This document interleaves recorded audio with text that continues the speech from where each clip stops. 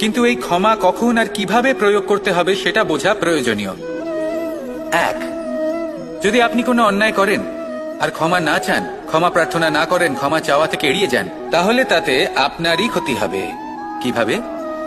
ক্ষমা না চাইলে মনের মধ্যে অহংকার জাগ্রত হয়, আর অহংকার তো প্রকৃত অর্থে আমাদের ক্ষতিই করে। 2, কেউ যদি অপরাধ করেন আপনার থেকে ক্ষমা না চান, তাহলে তাকে ক্ষমা করবেন না। ক্ষমা হলো অত্যন্ত অমূল্য, আর না চাইতেই কাউকে ক্ষমা দান করা এটা উচিত নয়। 3, যদি কেউ আপনার সাথে অনুচিত কিছু করেন, অপরাধ করেন, আর আপনার থেকে ক্ষমা চান, তাহলে তাকে ক্ষমা করে দিন। তাতে আপনার অন্তরের করুণাবোধ জাগ্রত হবে, প্রেম জাগ্রত হবে, আর তা আপনার জন্য শুভ হবে। 4, যদি আপনি নিজে কোনো অপরাধ করেন, তাহলে অবশ্যই ক্ষমা চাইবেন। তাতে আপনারই লাভ হবে। কিভাবে? সামনের ব্যক্তি আপনাকে ক্ষমা করুক বা না করুক, আপনার অন্তরের অহংকার ক্ষীণ হবে, আর এই মন আরো নির্মল হয়ে উঠবে। এই ক্ষমা অত্যন্ত অমূল্য, ভেবেচিন্তে একে ব্যবহার করুন, আর আমার সাথে ভালোবেসে বলুন, রাধা রাধা। দীপাবলি আমাদের সবথেকে বড় উৎসব। শ্রীরাম রাবণকে পরাস্ত করে 14 বছরের বনবাস কাটিয়ে আবার অযোধ্যায় ফিরে এলেন অমাবস্যার রাত্রে। অযোধ্যায় সবাই খুব প্রসন্ন ছিলেন, খুবই উৎসাহিত ছিলেন। অযোধ্যায় সহস্র প্রদীপ প্রজ্বলিত করা হয়েছিল এই উৎসবে। একে আমরা দীপাবলি বলে থাকি। এবার এই বিষয়ে আমরা সকলে জানি। আপনি কি এটা জানেন যে শ্রীরাম বাস্তবে অমাবস্যার এক রাত আগেই অযোধ্যায় পৌঁছে গেছিলেন? সবার সামনে অমাবস্যার রাতে এসেছিলেন। এর কারণ কি? শ্রীরাম প্রমাণ করতে চেয়েছিলেন যে যে কোনো সময়, দিন হোক বা রাত, শুভ বা অশুভ হয় না। শুভ অশুভ কিছু থাকলে তা হলো মানুষের চিন্তা, তার ভাবনা, তার নির্বাচন আর তার কর্ম। নিজেই দেখে নিন, শ্রীরাম শুভ কাজ করে ফিরেছিলেন এবং অমাবস্যার মতো গভীর এক রাত্রিকেও দীপাবলিতে পরিবর্তিত করেছিলেন। এমনটাই যদি আমরা করতে পারি, তাহলে এমন কোন গৃহে যান যেখানে অসহায় ব্যক্তি রয়েছেন, যা অন্ধকারাচ্ছন্ন, আর সেখানে প্রকাশ প্রজ্বলিত করুন। প্রকাশ সহায়তার, প্রেরণার, আশার। যদি এমন কিছু আমরা করতে পারি, তাহলে তাকে প্রকৃত অর্থে দীপাবলি বলা যেতে পারে। তাহলে নিজের পরিবারের সাথে দীপাবলি পালন করুন। আপনাদের শুভেচ্ছা জানাই। আসুন আর আমার সাথে ভালোবেসে বলুন, রাধা রাধা। কোনো এক সময়ের কথা, একজন জেলের একটা ছোট্ট পুত্র ছিল। সে ভাবল যে আমি আমার বাবার মতোই মাছ ধরব। তখন সে একটা লাঠি নিল, তাতে দড়ি বাঁধল, আর সেই দড়ির মুখে যে কাঁটা বিঁধে থাকে তাতে চারা ঝুলিয়ে জলে ফেললো আর বসে থাকলো। কিছু সময় পরে জলে একটি তরঙ্গ দেখা গেল। ও বুঝতে পারল খুব বড় একটা মাছ ফাঁদে পড়েছে। ও বল প্রয়োগ করলো, সেটা টানার চেষ্টা করলো। মাছও বল প্রয়োগ করলো, আর শেষে যেটা হলো, সেই দড়ি ছিঁড়ে গেল আর মাছ বেঁচে পালিয়ে গেল। দেখুন, ও অনেক চেষ্টা করলো, কিন্তু অসফল হলো। কখনো অধিক বল প্রয়োগ করলো, আবার কখনো কম বল, কিন্তু কিছুতেই সফল হলো না। ও পঞ্চমবার প্রচেষ্টা করলো। না বেশি বল প্রয়োগ করলো না কম, ততটাই বল প্রয়োগ করলো যতটা পর্যাপ্ত। ঠিক ততটাই বল, যতটা বল সেই মাছ প্রয়োগ করলো। আর শেষ পর্যন্ত জীবনে প্রথমবার ও মাছ ধরতে সফল হলো। এবার এই কথার সারমর্ম কি? ভারসাম্য। এটাই হলো জীবনের সবথেকে বড় নিয়ম। আমাদের সবার জীবনে সমস্যা রয়েছে, কখনো মন দিয়ে ভেবে দেখবেন। জীবনে যদি কোনো ক্ষুদ্র সমস্যা বা ছোট সমস্যা থাকে, আর সেটা সমাধান করার জন্য আপনি বেশি চেষ্টা করছেন, তাহলে তার দ্বারা সমাধান হয় না, বরং আরো বিপদ বেড়ে যায়। যখন কোনো বড় সমস্যা থাকে আর আপনি কম চেষ্টা করতে থাকেন, তখন সমাধান হয় না, তা চলতেই থাকে। শুধু এটাই হলো ব্যাপার। জীবনের সমস্ত সমস্যার একটা ভারসাম্য বজায় রাখা, যদি এটা আপনি শিখে ফেলতে পারেন, জীবনটা আপনার হাতের মুঠোয় থাকবে। আসুন আমার সাথে ভালোবেসে বলুন, রাধা রাধা। আপনি কখনো কোনো বাজকে নিজের বাসা বানাতে দেখেছেন? এই বাজ যখনই কোনো বাসা বানায় তখন উঁচু গাছের ডালে বা কোনো পর্বতের শিখরে বাসা বানায়, অনেক উচ্চতায়। আর সেখানে তার সন্তানও জন্মগ্রহণ করে। যখন এই সন্তানেরা জন্মায় তখন এই বাজ খুবই ভালোবেসে এবং খুব সাবধানে এদের পালন পোষণ করে। নিজের ঠোঁট দিয়ে তাদের ঠোঁটে খাবার পরিবেশন করে।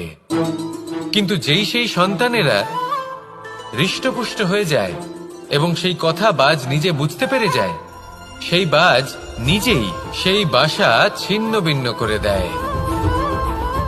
সেই সন্তান যাদের সবেমাত্র ডানা গজিয়েছে, কিভাবে উড়তে হয় তারা জানে না, সেই সন্তানগুলিকে উচ্চতা থেকে ঠেলে দেয়। সেই সন্তান প্রথমে ভয়ভীত হয়ে যায়। তারা সামনে মৃত্যুকে দেখতে পেয়ে ভয়ের কারণে তাদের ডানা ঝাপটাতে থাকে। আর সেই প্রক্রিয়াতেই সেই সন্তানগুলি উড়তে শুরু করে দেয়। এবার এই ঘটনায় আমরা কি শিক্ষা পেতে পারি? এটাই, যদি আপনি মাতা পিতা হন তাহলে নিজের সন্তানকে অবশ্যই স্নেহ করুন, কিন্তু তাদেরকে নিজের আঁচলের তলায় বেঁধে রাখবেন না। যদি আপনি চান আপনার সন্তান জীবনে উন্নতি করুক, তাহলে নিজের মুঠো থেকে তাদের স্বতন্ত্র করে দিন। এই সংসারে সংঘর্ষ করতে দিন। সেই সন্তান নিজেই বুঝতে পারবে যে জন্মের সময় পাওয়া ডানা কি করে ব্যবহার করতে হয়। আর আপনার চোখের সামনে আপনার সন্তান এই আকাশে উড়তে থাকবে। তাহলে আসুন আমার সাথে ভালোবেসে বলুন, রাধা রাধা। শত্রুতা। একজন মানুষ অন্য মানুষের সাথে শত্রুতা করে বসেন। দুজন ঘনিষ্ঠ বন্ধু। এমনও এক সময় আসতে পারে যখন এনারা একে অপরের শত্রু হয়ে ওঠেন। এর অনেকগুলো কারণ হতে পারে, কিন্তু মূল কারণ হলো আলোচনা। আগে হ্যাঁ, আপনি যদি কারোর বিষয়ে আলোচনা করেন তাহলে সে আপনার শত্রু হয়ে যেতে পারে। এবার মনে একটা প্রশ্ন আসতে পারে যে এটা কিভাবে সম্ভব হতে পারে? আলোচনা, এটা তো অত্যন্ত জরুরি। যদি আমি নিজের বন্ধুর খারাপ কাজের বিষয়ে আলোচনাই না করি তাহলে সে শুধরবে কি করে?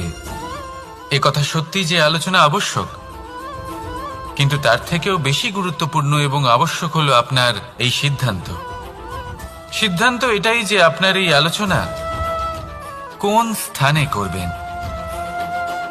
যদি এটা সবার সামনে করবেন ভাবেন, তাহলে তা অপমানও হয়ে যেতে পারে। যদি এটা আলাদাভাবে করেন তাহলে তা পরামর্শ হয়ে যায়। অপমান কেউ স্বীকার করতে পারেন না, কিন্তু পরামর্শ সকলের ভালো লাগে। তাহলে যদি আপন কারোর জন্য ভালো কিছু চান, কাউকে শুধরে দিতে চান, আর আপনার মনে হয় আলোচনা আবশ্যক, তাহলে সর্বপ্রথম সময়, পরিস্থিতি আর স্থানের কথা মনে রাখবেন। নয়তো এই আলোচনা আপনাকে খুব ভোগাতে পারে। তাহলে আসুন আমার সাথে ভালোবেসে বলুন, রাধা রাধা। কখনো কোনো চাতককে দেখেছেন? একটা চাতক বর্ষার জন্য অপেক্ষা করে। সেই বর্ষার জলে নিজের তৃষ্ণা নিবারণ করে, নয়তো সারা বছর তৃষ্ণার্ত থেকে যায়।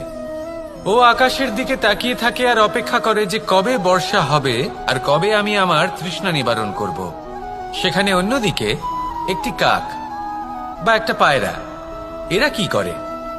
যেখানে জল পায় পান করে নেয়, যেখানে খাবার পায় খেয়ে নেয়, আত্মীয় স্বজন বন্ধু বান্ধব যাকেই পায় তার সাথে সময় কাটায়, খাবার খায় আর চলে যায়। এবার এদের মধ্যে মিল কোথায় আর পার্থক্য কোথায়? দুজনের কাছেই ডানা রয়েছে, দুজনেই উড়তে পারে। এই আকাশ হলো ওদের, খাবারের দানা ওদের। পার্থক্য হলো তাদের অভিলাষার, পার্থক্য হলো তাদের আকাঙ্ক্ষার, পার্থক্য জীবন যাপনের ধরনের। এবার যত বেশি আকাঙ্ক্ষা থাকবে, যত দামি জীবন যাপন করার ইচ্ছে থাকবে, তত বেশি কষ্ট আপনাকে সহ্য করতে হবে। আবার অন্যদিকে জীবন যত সরল হবে, জীবন যাপন যত সরল হবে, সমস্যা ততটাই কম হবে। তাই সবসময় চেষ্টা করবেন আপনার মানসিকতা এবং আপনার জীবন যেন সরল হয়। ভালোবাসতে থাকুন। যদি কেউ আপনাকে ভালোবাসে তাকেও আপনি ভালোবাসা ফিরিয়ে দিন। তাদের সাথে কথা বলুন, কিছু তাদের কথা শুনুন, কিছু নিজের কথা বলুন। দেখবেন সকল তাপ উত্তাপ দূর হয়ে গেছে। এটাই তো হলো জীবনের সারমর্ম। তাই প্রেমে থাকুন, ভালোবাসুন, আর ভালোবেসে আমার সাথে বলুন রাধা রাধা। একবার একজন সাধক ওনার শিষ্যদের একটা কাজ দিলেন। একটা দুর্লভ জড়িবুটি নিয়ে আসতে বললেন।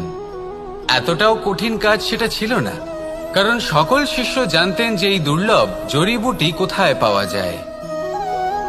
পর্বতের শিখরে। কঠিন কাজ কোনটা? সেখানে পৌঁছনোর সেই পথ, যা ছিল কাঁটায় জর্জরিত, পাথরে পরিপূর্ণ, যেখানে পিছলে পড়ার আশঙ্কা রয়েছে এবং গভীর ক্ষত পেতে পারে সবাই। এবার বেশ কয়েকজন শিষ্য গেলেন। তার মধ্যে কয়েকজনই সেই জড়িবুটি নিয়ে আসতে পারলেন। কারণটা কি ছিল? কিছু শিষ্যের মনোযোগ ছিল শুধুমাত্র লক্ষ্যের দিকে, অর্থাৎ পর্বতের সেই শিখরে। কিছু শিষ্যের মনোযোগ ছিল পথের এই সংকটগুলির ওপর। কিছুজন নিজের সমস্ত মনোযোগ, সমস্ত শক্তি কেন্দ্রীভূত করলেন শুধুমাত্র লক্ষ্যের দিকে।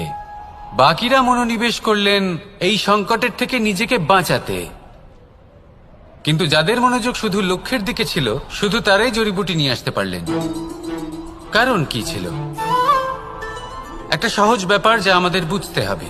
আমরা যদি লক্ষ্যে পৌঁছতে চাই, তাহলে বিপদের সম্মুখীন তো আমাদের হতেই হবে, আর কোনো বিকল্প নেই। যন্ত্রণাও হবে, পায়ে কাঁটাও হয়তো ফুটতে পারে, হয়তো পড়েও যেতে পারেন, হয়তো রক্তপাতও হতে পারে। কিন্তু তার সাথেই সাফল্য অর্জনের যে আনন্দ, সেটাও পাওয়া যায়। সেই জন্য নিজের মনোযোগ সবসময় লক্ষ্যের দিকে রাখুন, পথের সেই বিপদগুলির দিকে নয়। সত্যি কথা বলতে এই বিপদ, এটা কিছুক্ষণের, আজ আছে কাল নাও থাকতে পারে। কিন্তু যদি লক্ষ্যকে প্রাপ্ত করতে পারেন, তাহলে তার আনন্দ আপনার সাথে সারা জীবন রয়ে যাবে। তাহলে লক্ষ্য প্রাপ্ত করুন আর আমার সাথে ভালোবেসে বলুন রাধা রাধা।